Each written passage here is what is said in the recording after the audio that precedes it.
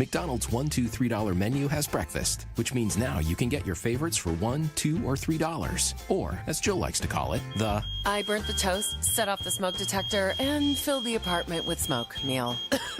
Build whatever breakfast you want with McDonald's $1, $2, $3 menu. Get your favorites from McDonald's $1, $2, $3 menu, like a delicious sausage McMuffin or sausage biscuit, each for just $1. A la carte only at participating McDonald's for a limited time, cannot be combined with any other offer or any combo meal.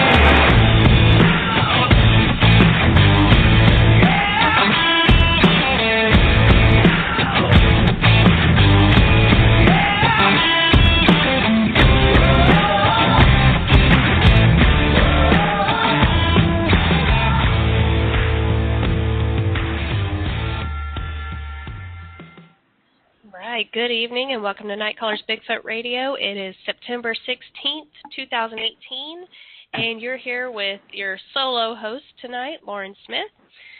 And it's been a busy weekend, a nice weekend. We had a cool weather come through, and then all of a sudden this weekend it got hot again. But, definitely we got all excited for fall, and then now it went back to being hot and kind of, I think it's Mother Nature's way of reminding us, like, all right, you better be grateful for these fall temperatures for sure.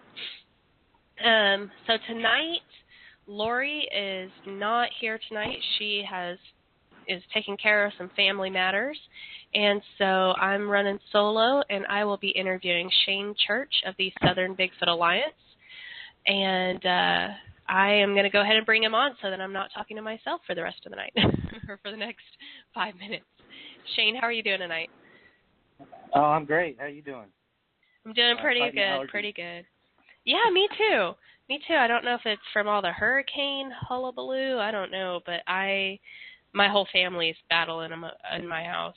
Yeah, it's pretty bad here too. So I'm glad I got to come on here. I love the show. I love your intro.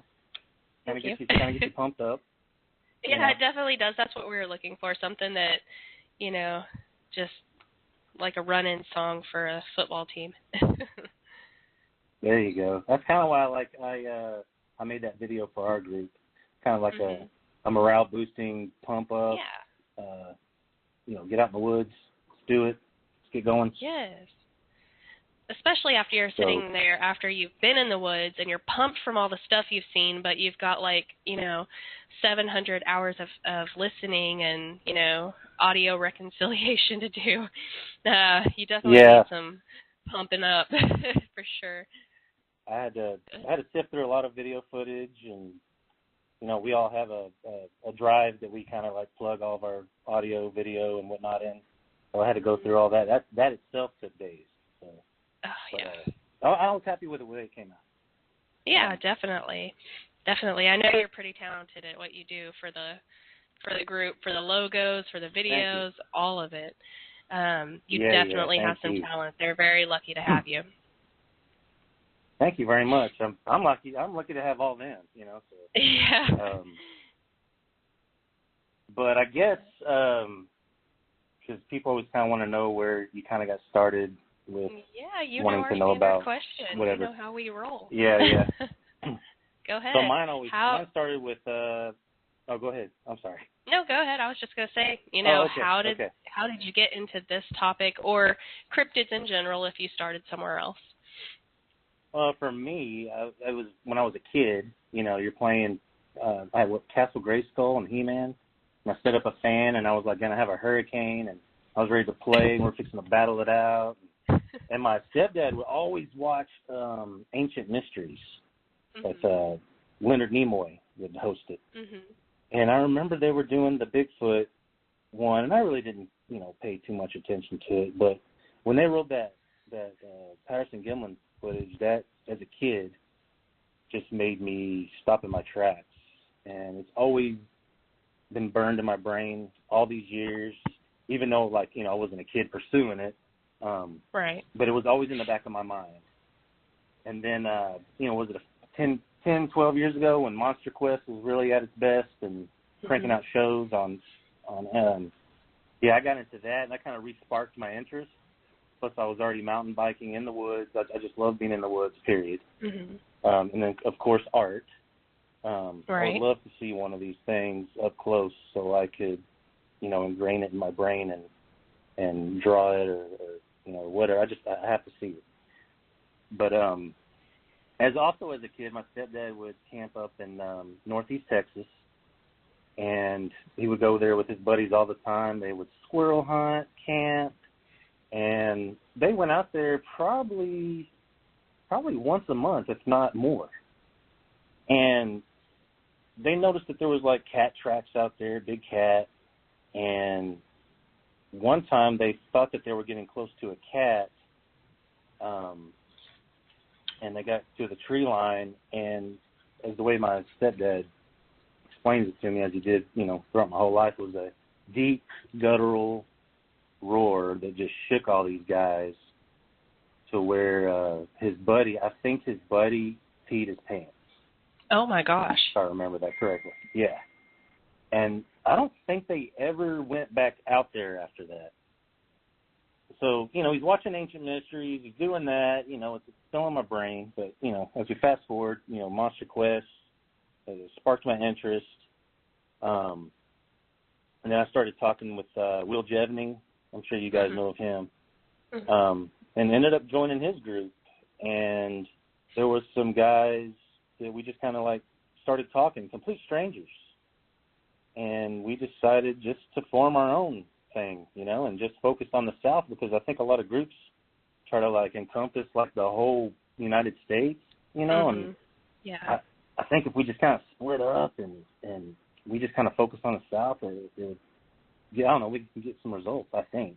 I mean, we don't know everything.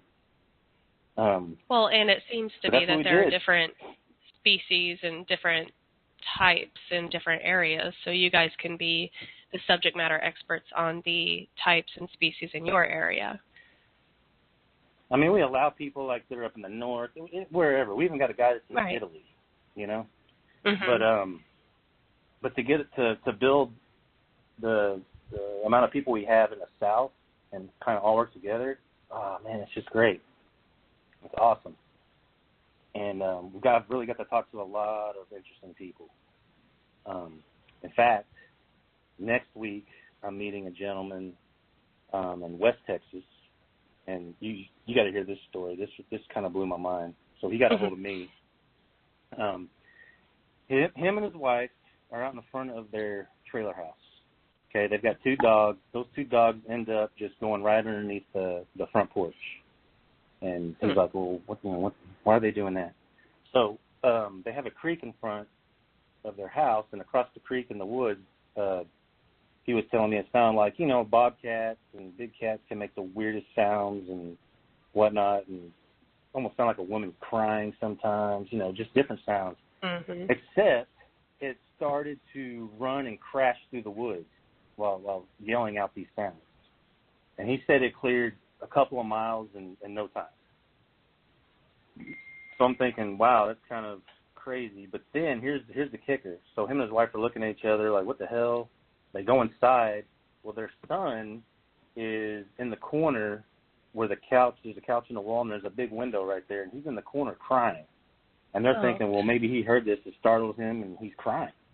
And they get him out of the corner. Right. And so they get him out of the corner, and that window that he was by, there's a light back there. And the guy was telling me that was the only light that they had, was in the back of that trailer. Well, the kid tells them that there was 2 monkeys wrestling out there. So it's like, what's going on here, you know? Are they like kids wrestling, and the mom was out there and she got mad and ran through the forest? I don't know. Anyways, I get to talk to him next week.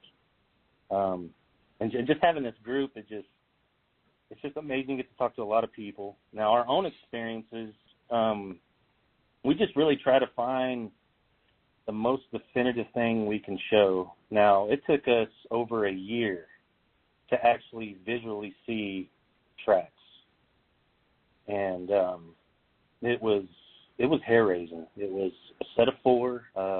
There was a young hunter that was morel mushroom hunting. Mm-hmm. And the place where she was doing that, she never goes back there and hunts because she gets an eerie feeling. But she just happened to go back there to look for morel mushrooms. There's a creek that runs through there. And she saw the tracks. Well, 2 of the guys got out there. I think she tried to cast one and just totally obliterated it. But Brian and Tim got out there, and they casted 2 of them. And then the following day, I went out there and met the guys, and we were looking, at the stride. I remember trying to stretch my feet in between the prints, and, you need to, stretch out your hammies before you try to do that, you know what I mean? But in between the second and third track, 8 foot, 10 inches above it, was a fresh, broken green branch. So we're thinking maybe it strided and hit that branch. I mean, I don't know. We spent 6 hours, probably more than that, out there. And we ended up tracking it back up a dirt road through the woods where it kind of, stepped over a barbed wire fence.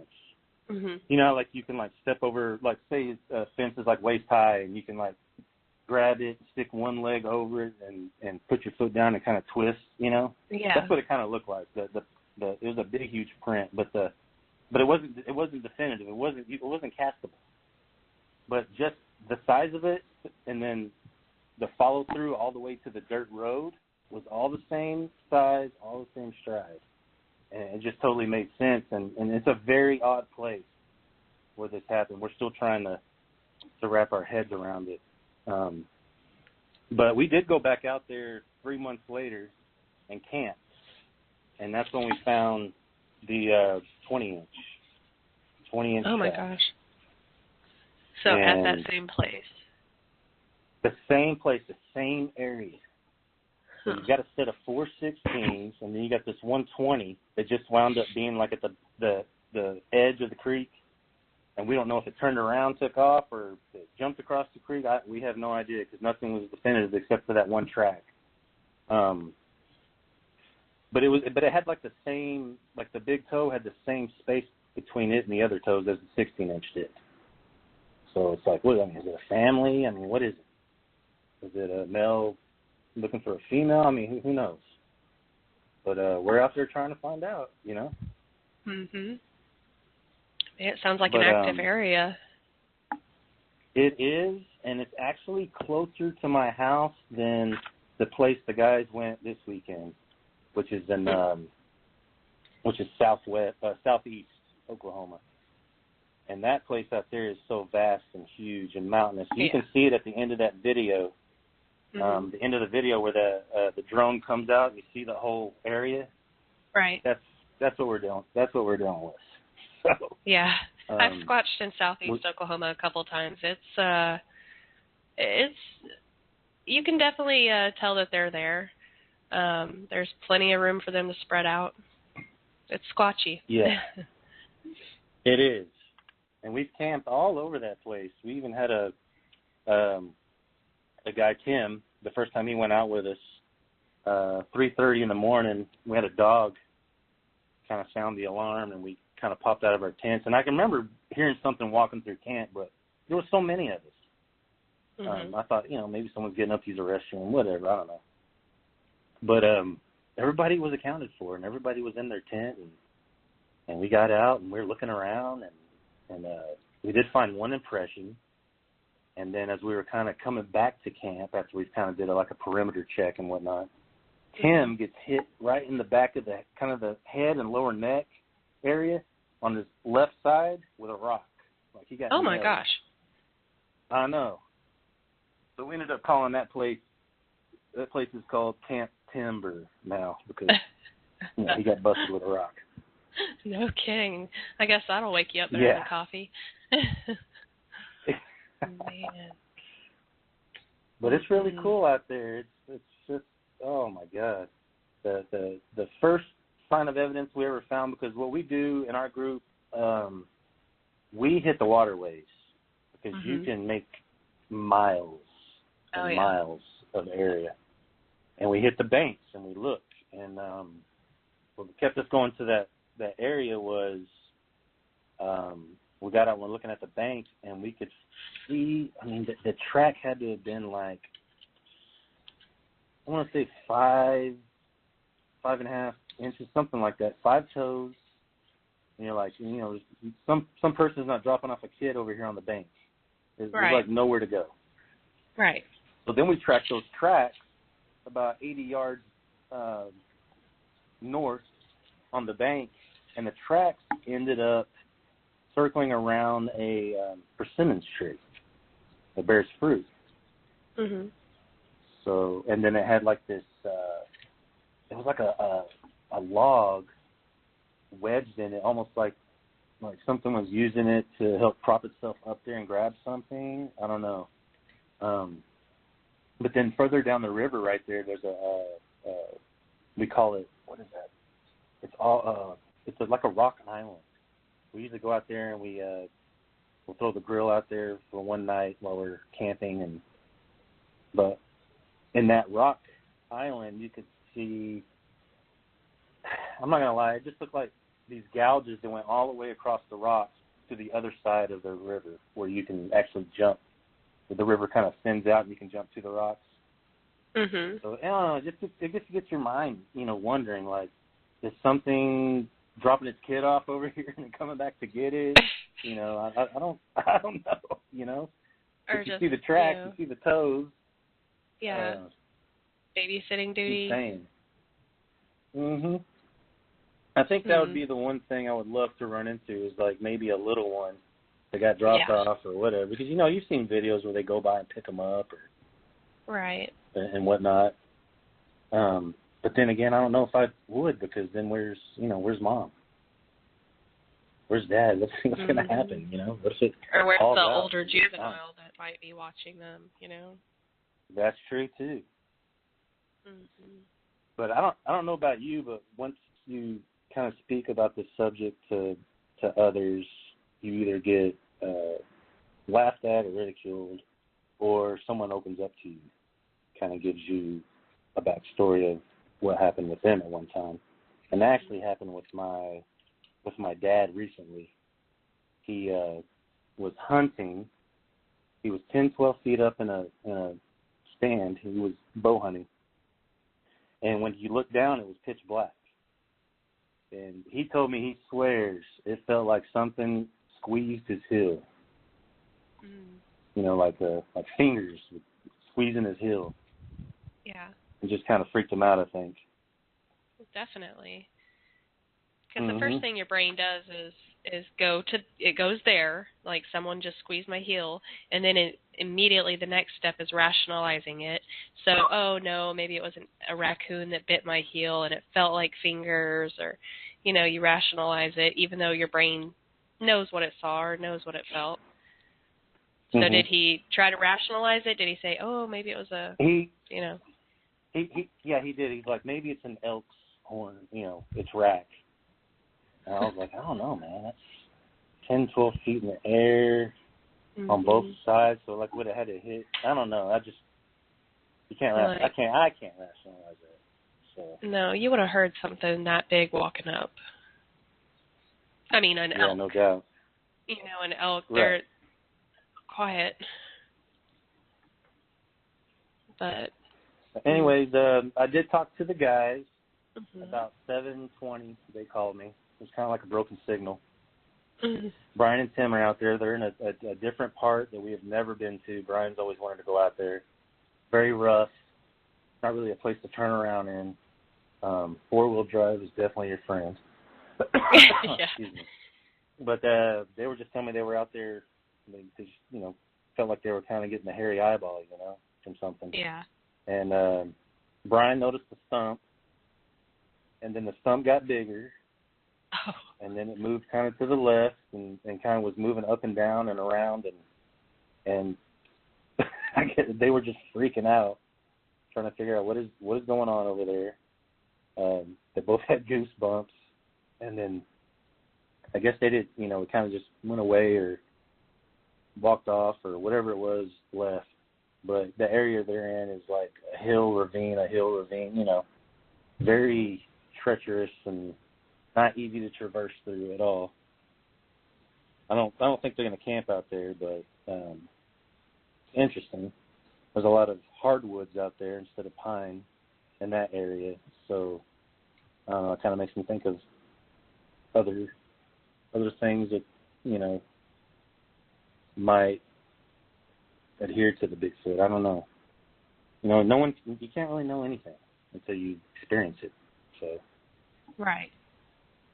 Definitely. Yeah. But we've been out at that rock bar and we've smelt stuff. We've heard sounds. It's always great. You always get great audio out there. I don't know if you've seen it, but I did an audio breakdown where Brian was out there with his son hunting, and the sound on there, Brian said he heard it all night for 2 nights, just over and over and over.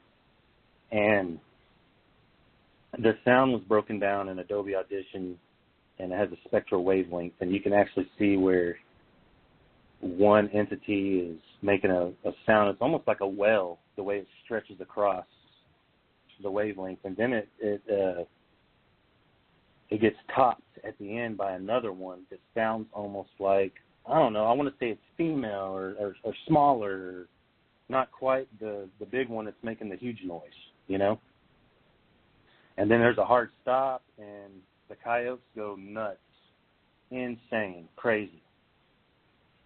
What got to me on that was there's a blue line that kind of like measures the pitch, and on the first entity and the second one that's answering it, the pitch levels are off the graph completely, and then you can see all the blue pitches of the coyotes, Just really interesting. I put the original one's on there too, so you can listen to the breakdown if you want to. You don't have to, but the original one's on there. If you listen to it with headphones, that second sound, it'll give you the willies for sure. Yeah. I'll definitely have to check that out. You should check that out. Definitely. But we've kind of been everywhere. I'm sorry, go ahead. No, I said definitely. I'm definitely going to check that out. But that was actually one of my questions was, where all have you researched?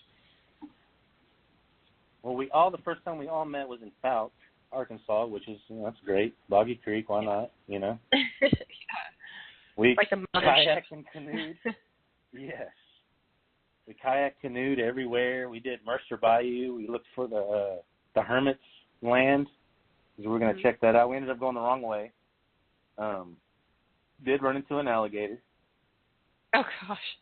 And, it's kind of weird when you see an alligator out in its natural environment just kind of chilling, swimming around. Right. But your on first the way reaction back, is, you shouldn't be here. But no, really, he's fine. Maybe. I don't know. Jacob and I were in a canoe together, and we kind of followed it until it thrashed and went underwater, and then kind of left us. But as we were coming back, there's a boat dock, kind of like a ramp there you can put in. We were coming back, and, of course, that's when we first started kind of looking at the banks. And Jacob and I, we got way ahead of everybody because, I don't know, we were just going really fast, and it was just, he's got like the Cadillac of canoes. But we noticed the other guys didn't come back with us at the same time, so we're just kind of waiting. And so Dustin and Brian, and at the time Mark, they're like looking at this impression in the bank, and it looks like something like stepped, maybe put a knee, like a foot and then a knee into the side of the muddy bank and went up. So Dustin gets out and went into the woods. Now we had no idea he was doing that because we were already back at the boat ramp. And I went up on the hill to try to get a phone signal.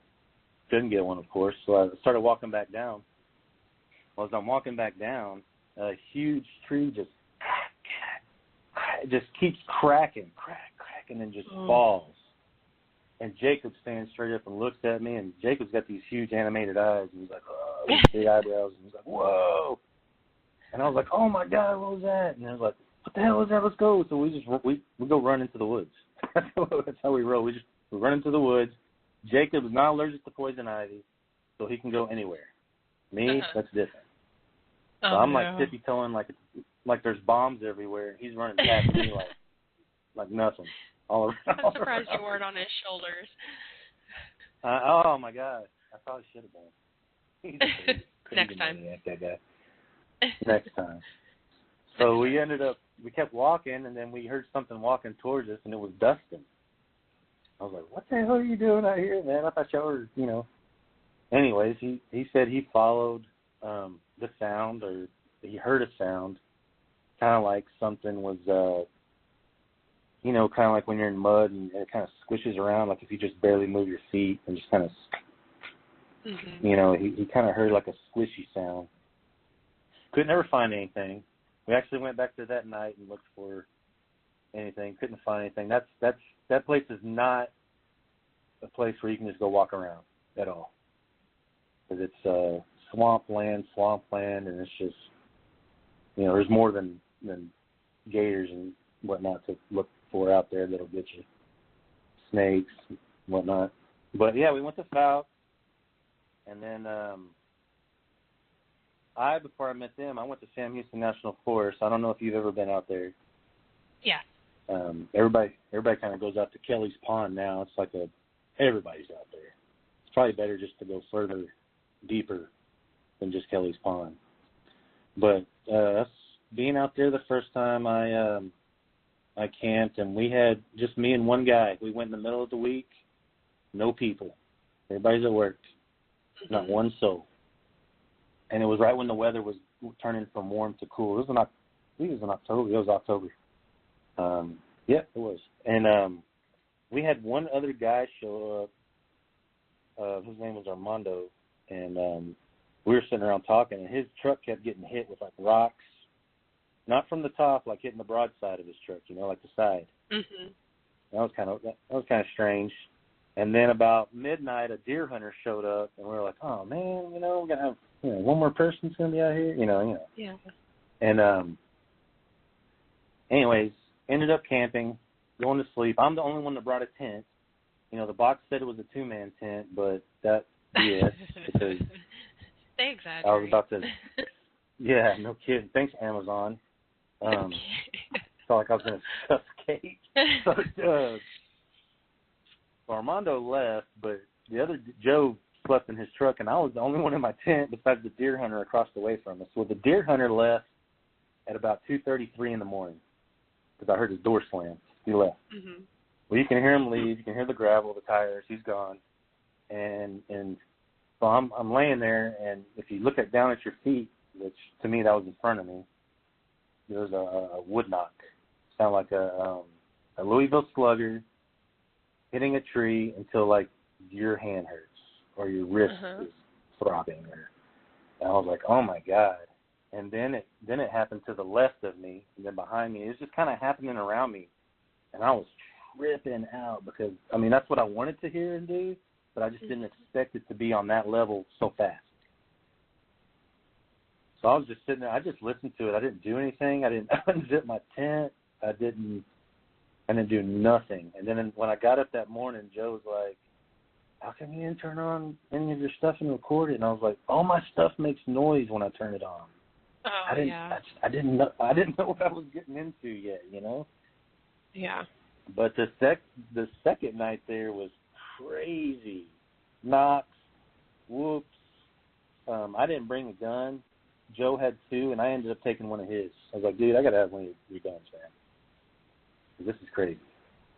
Oh, it just felt ominous. It was nuts. So that was Sam Houston. Sam Houston is cool. Did the deer hunter leave because it was time to go hunting, or do you think he got ran out? Yeah. No, he was going to hunt. Okay. Definitely. You never know. I've been camping with people that have been run out of there, so. Yeah. Yeah, honestly, I think he was going to hunt, and I think, well, my personal opinion, was they were kind of like, hey, one's leaving. Oh, yeah. You know, but look at that. But look at that other one in that tiny tent. That's an easy man. No, He's wrapped up like a burrito, ready to go. He's I donkey was. bag. It's like a little taquito. So we basically, most of the time we are in Oklahoma. I live in Texas, but I hang my camping gear in Oklahoma for sure. Oh, I'm okay with that. That's where I live. It's good squatching south of here. I'm telling you. From southwest to southeast Oklahoma, those two corners, I've experienced enough to. I have to go back. Oh. I have to. Like that 20-inch track. I'm not gonna lie, it kept me up a few nights trying to rationalize that, like what we saw, what we casted. I mean, the damn thing gave me a blood blister on my finger holding it, you know, in Brian's truck headed back to camp. It was massive, and that big toe just had like that spade type shape that humans kind of have, you know? If you look at your big toe in the bottom. Right. It was just, it's like either it's Bigfoot or the Incredible Hulk's out here or something, because, okay, and here's another thing. I weighed like 240. I could not put a dent in that mud like that thing did. There was no way in hell I was going to be able to do that. And if you look at that picture, you can see there's a deer print inside of it. Well, Brian had a good theory on that because it rains there. It was raining there at the time quite a bit. That thing, it left that print, but it filled with water, softened it up, and then that deer was able just to puncture right through there because the deer stepped twice. Once inside the track, it punctured right through it, and then the second one was where it wasn't puddled and kind of stepped where the second to the big toe was. Because before we casted it, it looked like it had a messed up toe, and then we were getting even more excited because we're like, oh man, it's gonna mess. This is like crazy. And once but after you cast it and you look at it, you can really see the details. And it just actually stepped just outside of its other toe. Maybe to get a drink or something. I don't know. That's still pretty cool. But, pretty good track. And then, another thing on the 16 inchers, Brian got hairs out of one of the tracks. He got two hairs. One he kept, one he sent to Meldrum. So we've been kind of waiting for him to get back with us on that. Mm-hmm.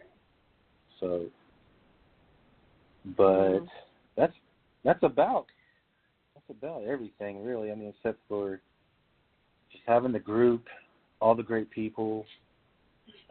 We know that a lot of groups don't open up their areas.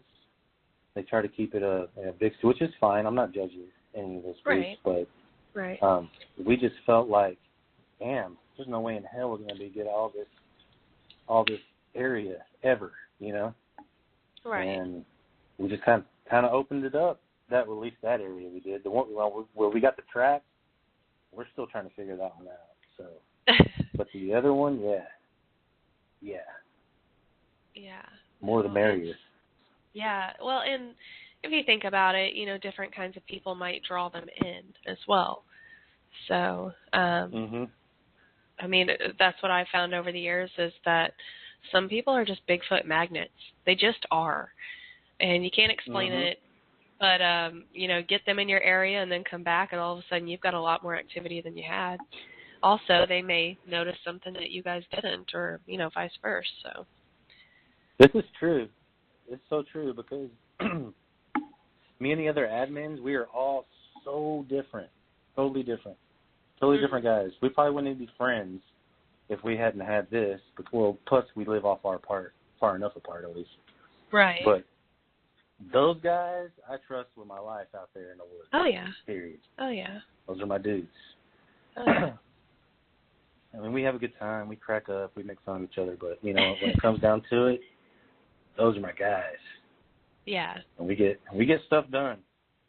Oh, yeah. But, what else was I going to tell you?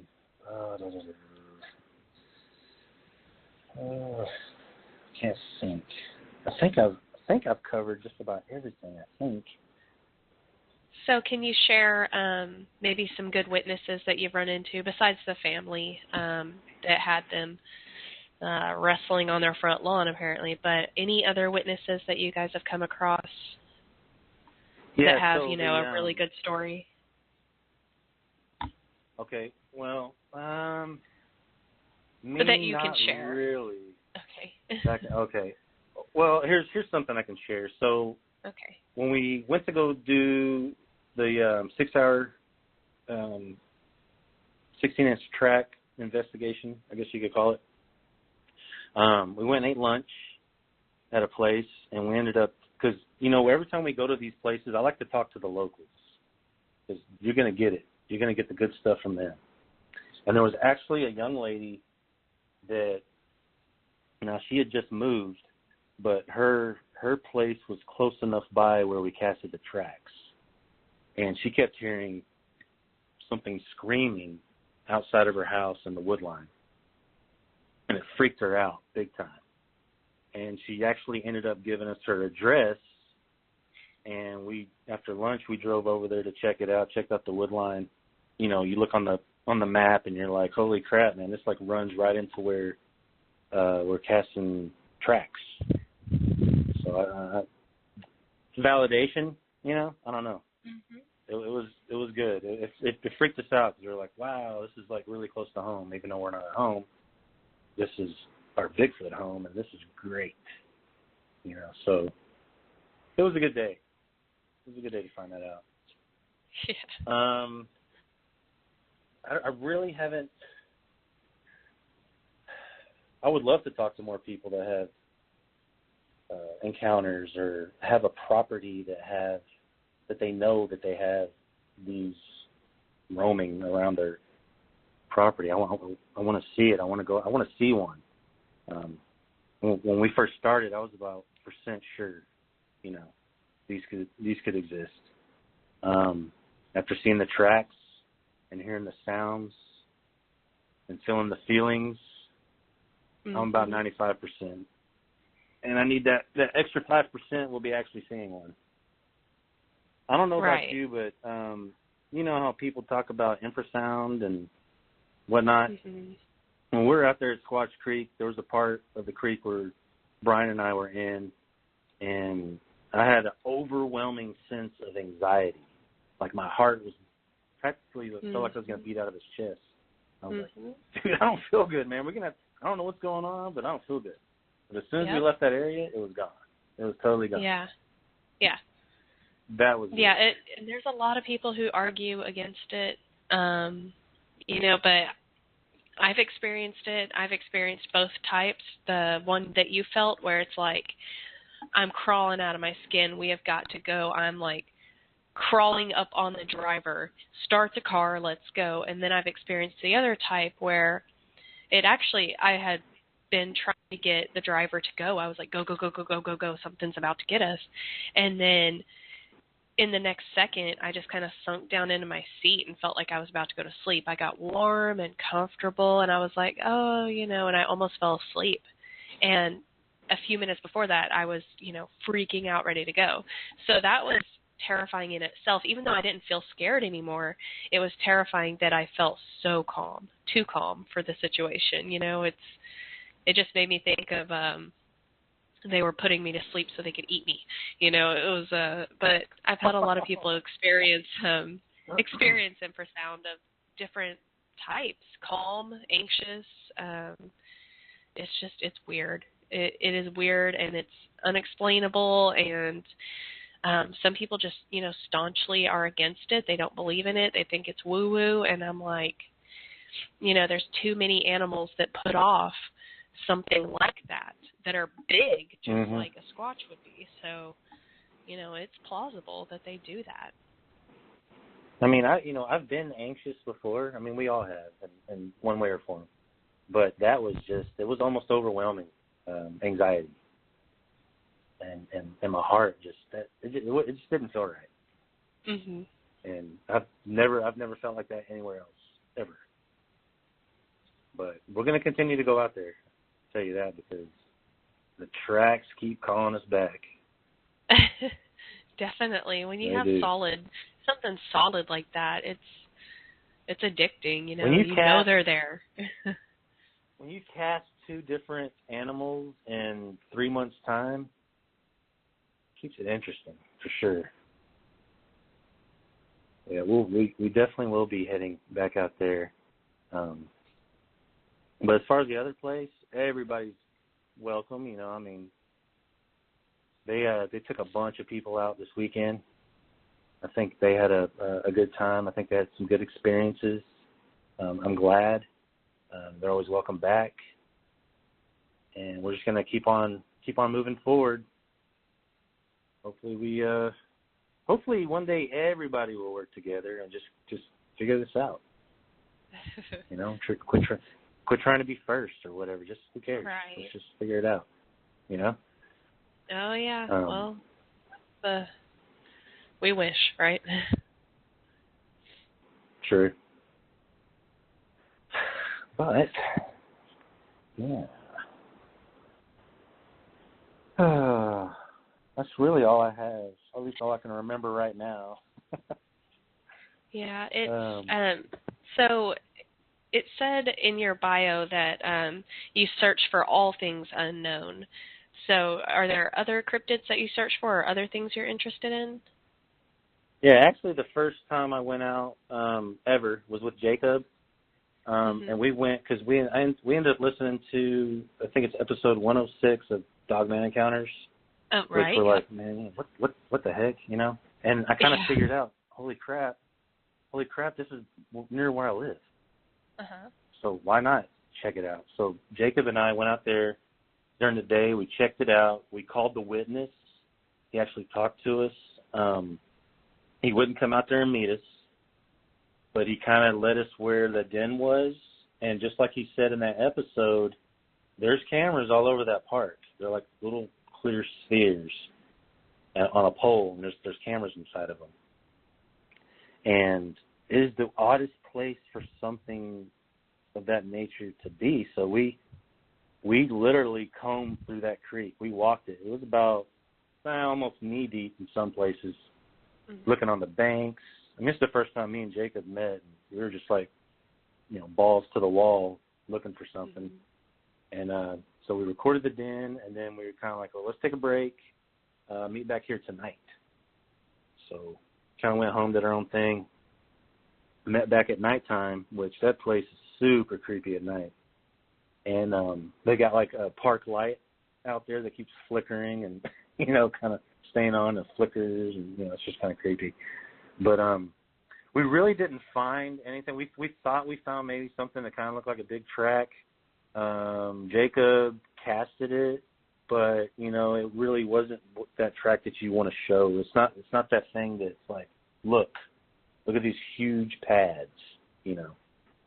Look at this. This is a monster. Or this is something that you're not used to seeing. But the interesting thing about that place is, and if you've heard that episode, is the city would not give the witness or his dad any of the footage to see what was chasing him, because they said it was broken or it was down, and it's just kind of weird to me, because it seems like it's kind of strange. But Jacob's been out there by himself before, and a cop actually went out there and talked to him, because, you know, there's one guy out there walking around in a park, and Jacob's usually armed to the teeth. His nickname is El Rey, but he ended up talking to the cop, and the cop was like, you know, you probably really shouldn't be out here at this time of night out here. There's things out here, or something of that nature, to make him think like, whoa, what the hell? There's something out here. So it's definitely a place I want to go back to and check, because it's so close to my house. But I think that the Dogman thing is very odd and terrifying. Yeah, and that's a whole new, different kind of investigating period. Yeah. But I am honing in on another another sighting in that nature in western Texas. I'm getting close, but Really? as soon as In I do, Western I'll be out Texas? there. Yeah. Hmm. Texas. Yes, I know I ma'am. shouldn't. I don't know why I think of West Texas as just desert, which is stupid because that's how people think of West Oklahoma or Southwest Oklahoma, and it's not.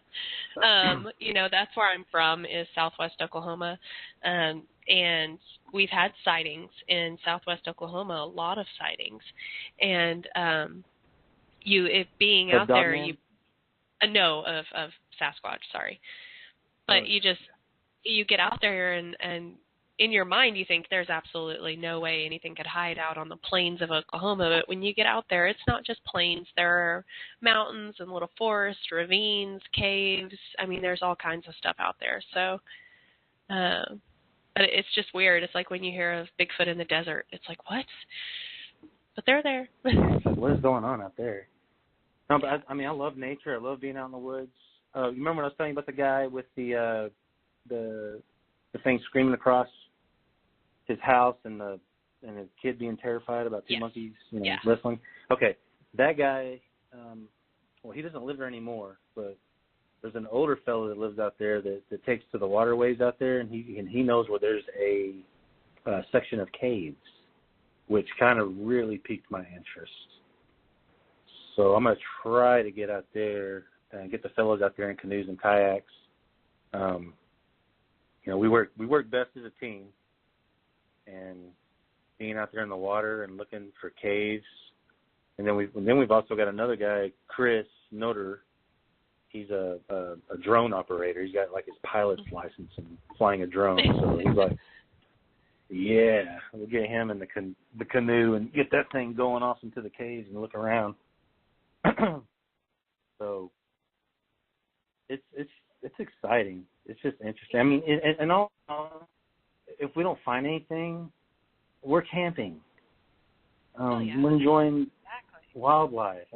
I've seen more wildlife in the last year than I have in 5 years, like going to the zoo or whatever. It's great to see wildlife in its natural environment. Definitely. It's always it's what I tell people. Like, anytime I'm out in the woods, I'm squatching because I'm listening, I'm looking, and anytime I'm squatching, I'm camping. To me, they're mutual. If I'm out in the woods camping, I'm squatching. If I'm out in the woods squatching, I'm probably camping. So I definitely enjoy it. I don't get to do it enough because of my current responsibilities, but when I do get to go, it's a vacation for me. It's so exciting. It's more fun to do that than to go, shopping or, go do something else. I'd rather be out in the woods. That is where it's at for me. The woods. And if I happen to have some experiences, even better. There you go. I don't know if you watched our video, but in there's a white horse. I mean, all that's missing is a horn. It could be a unicorn. It's just white horse. When I filmed that, it actually had a little one with it, a little baby, a little buck, and it was bucking around and carrying on like it's a toddler, But just to see that, oh my God, I saw that and I was like, it's like I fell in love with the woods all over again, and it's just out there in the wild. Now, oh my God, I got to tell you about this too. So one of the second time we were out there in that area, there's wild cattle out there, tons. So they decided they were going to walk through camp. Yeah, wild cattle. Okay. Cows, just roaming around the woods. Seriously. That's so random. Is that not random? And they went through our camp. They walked through our camp. So the next morning you unzip and you're stepping in big potholes and there's cow pies everywhere. You're like, what is going on with this? Where did this come from? But that also leads to another funny story where Brian and I were canoeing, and way up ahead, I want to say a half a mile, you could see, looked like two figures walking to the right and then out of our view. And Brian's like, oh, my God, you see that? It's a brown and a blonde something. We got to go check that out. And I was like, I just caught a little bit of it. And so I'm in the front, and I'm like, we had to go over these rocky patches in the it's kind of treacherous a little bit that day, these rocky patches in the river. And we're kind of teetering on this one rock, and I'm paddling my butt off. I'm like, just, and I can hear Brian in the back going, oh. Well, I guess I was just throwing water right in his face, just like gallons of water right in Brian's face. And I was like, oh, my God, I'm sorry. I'm sorry, Brian. So we ended up getting free and hauling butt down there. We get out. We start looking around. We can't find nothing, not one thing. And so we kind of hop back in our canoes, and we go around the bend, and it was two cows. It was a brown and a blonde cow. Oh, my gosh. And they were just far away, and they just kind of looked like something different. But you know what? We found out what it was. Yeah. I mean, you proved your theory that, one way or another. Yeah. Cows can throw you, for sure. I have never seen cows move that fast in the woods, or that fast. I mean, they were cruising. And they sound like elephants, Yeah. They'll throw you off. We've had eye shine before. I was camping with my husband, and I was, shining, and I saw eye shine, and I got excited because they were these great big eyes, and I was hearing stomps and weird stuff, and I got excited and elbowed him, and I'm like, look, we're surrounded, look at all of them. He's just like, yeah, those are cows, and oh man, those are cows.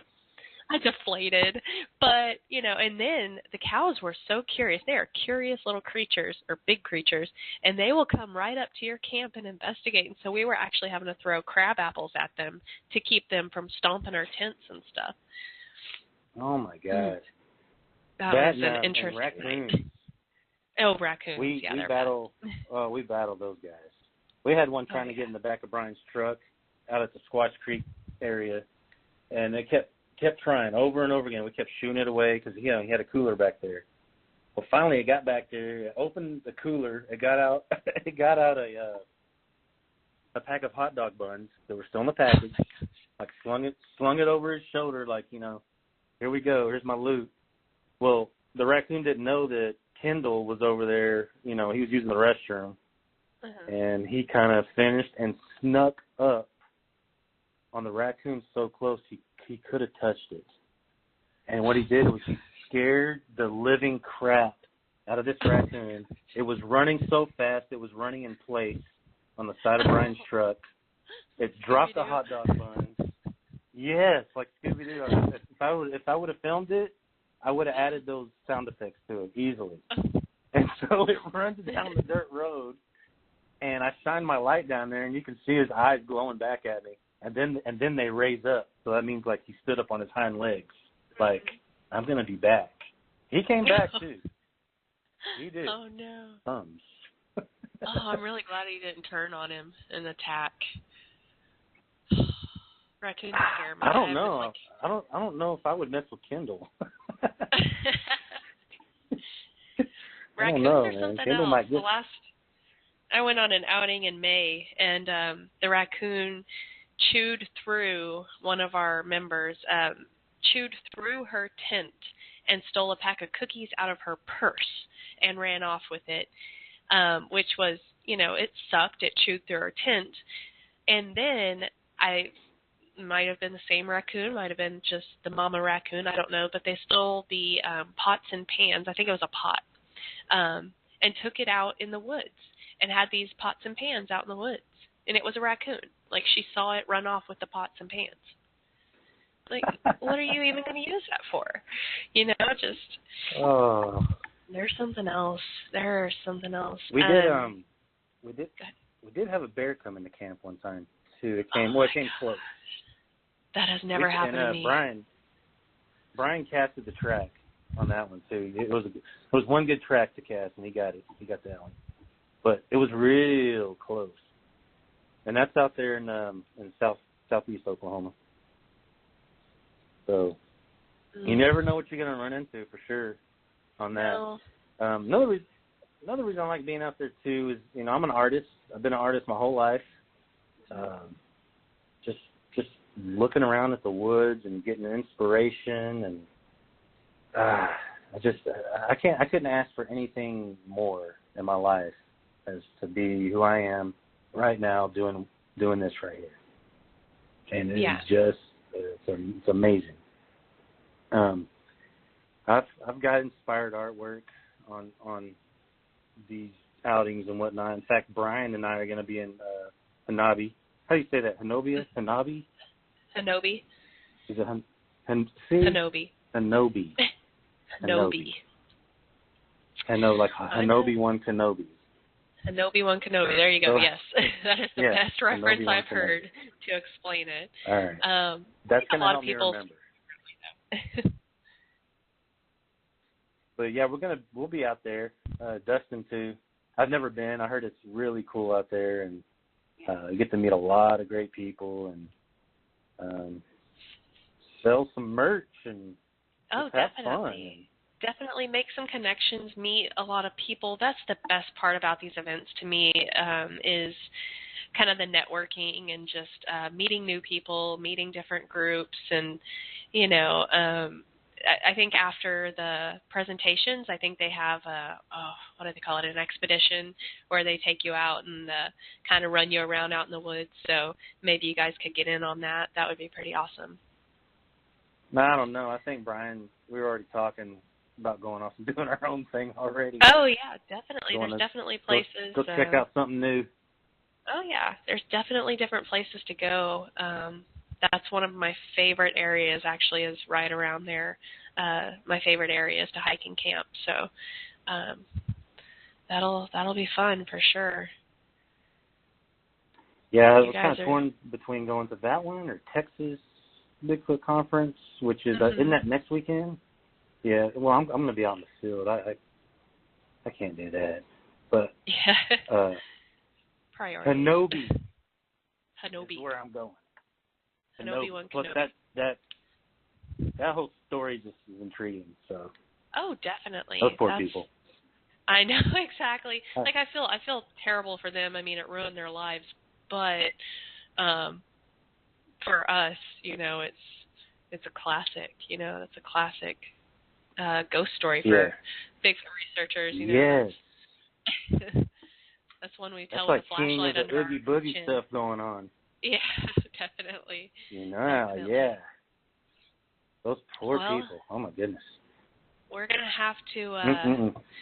We're gonna have you back on after you go out in the field and after you go to Hanobi, and we'll have you on in a couple months and have you recount, in case you've come across anything new and exciting, and maybe we can get some of your team members on as well. And we do that a lot with groups. We'll have just you and a couple of the other guys on at the same time, and then you guys can all kind of remind each other of different stories. It's pretty cool. That would be perfect because we all have different point of views on everything that happens. So definitely, and different memories. Brian and Dustin. Okay. Yeah, if you can convince them to come on, then we'll schedule it for another date, a couple months out, and have you back. Sure. And do you have anything else that you can think of that you need to let us know about? Come visit us at Hanobi. We'd love to meet you, or look us up on Facebook. Watch our video. Get pumped up. Let's go. Yeah, definitely. Let's do something. Definitely. Do definitely. Something. I know y'all. So your group on Facebook is open. Is that correct? You just join? You have to request to join, but unless you're like a Nazi psychopath, we wouldn't let you in if you're that. But right. If you're a good person, welcome to the group. Yeah. So Southern Bigfoot Alliance. Look us up. I'm actually already a member, I guess. Look at you. So I'm not a Nazi Bigfoot hunter, so that's good. Wait, you mean you don't remember joining, or no? I'm just kidding. No, I'm just bragging a little that I'm already a member. Everybody. Okay. So if nobody else gets in, you guys, That's right.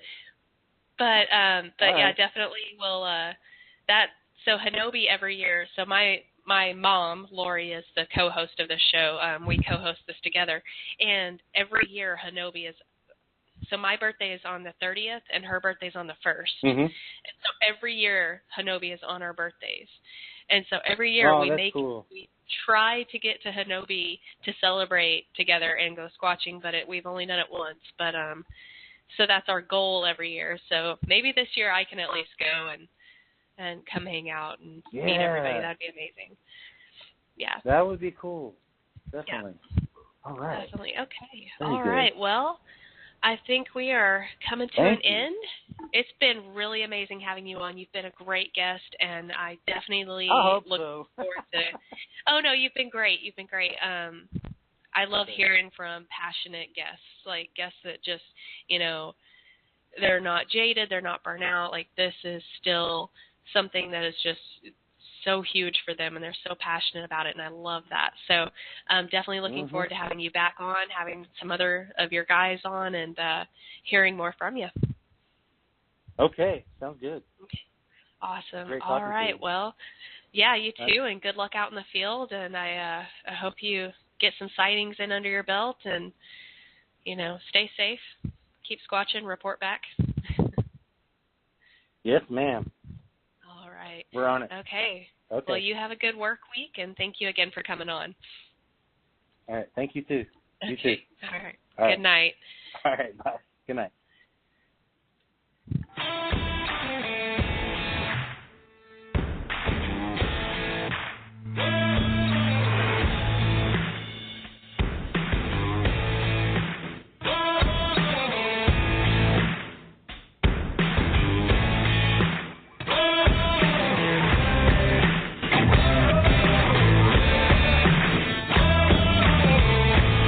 Thank you for listening to Night Bigfoot Radio.